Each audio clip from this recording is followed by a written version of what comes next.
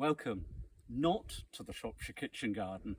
This time I'm on holiday and I'm on the beautiful island of Eilean Shona on the west coast of Scotland. Now, this is a very special place anyway to me because this is where my wife and we had our honeymoon 24 years ago. And I thought it would be quite nice to show you the kitchen garden that they've got growing here on the island, looked after very well, very capably by Steph. I would also thought it might be interesting to talk about some of the challenges. I mean, we're 300-400 miles further north than Shropshire here. So the first challenge you can see, just looking around, there's a 6-foot deer fence. The island has got a resident herd of about 80 red deer. They will munch anything. The other big challenge is weather related. They get a lot of rain in this part of the world, a lot of wind, not that much sun, although it's a glorious, glorious June day today. But there is an effect from the sun because actually if you look around there are a lot of very big mature trees. And particularly there you've got a massive pine tree. Now that's part of the remains of a pinetum that was planted by the naval captain Swinburne in the 1850s.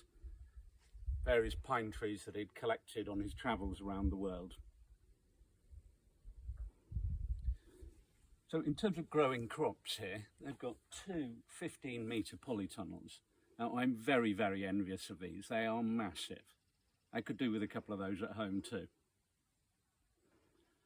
The other problem they've got, midges, the Scottish midges. I can feel them all over me at the moment. They love to come out in the evening. So let's go on into the polytunnel and see what they're growing in there.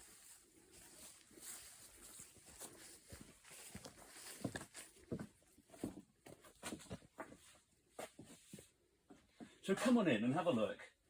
There's all sorts going here. Now, certain things are ahead of me, certain things are behind. There are also some very different things being grown.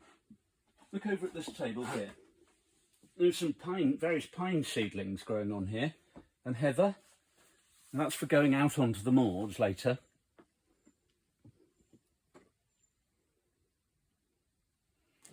We've also got, we're in a seaside place here, of course, being on a small island. Look at this, samphire.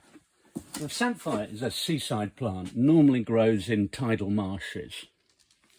Now, I had never realised before that you can actually grow this from seed. Very similar to asparagus. Now, the key thing is it likes seawater. It gets the tides bringing in that salt water. So if you can get hold of proper sea salt, mix that with your watering water, you'll be able to grow that apparently. I'm going to give it a go next year. Beyond in the polytunnel, we've got a mix of traditional crops. These nasturtiums are going brilliantly. I've planted nasturtiums this year for the first time. Apparently, cabbage white butterflies, I always get them all over my cabbage family brassicas. Love munching on nasturtiums. So I'm hoping that the cabbage whites will go for the nasturtiums and leave my cabbages to me. Beyond, we've got peppers, parsnips, carrots. There's an amazing crop of peas here. And Steph tells me she planted those in November. And she was getting a big handful of those off yesterday evening. It's so nice to see somebody else's hard work, to know that it's not been me doing any of the hard work. But of course, all good things come to an end. It's nearly the end of our holiday and I've got to go back to my own part of the world and catch up on, hopefully, lots of harvesting, but all of those summer jobs as well. I'll show you the video of that in a few days. Thanks for watching. Goodbye.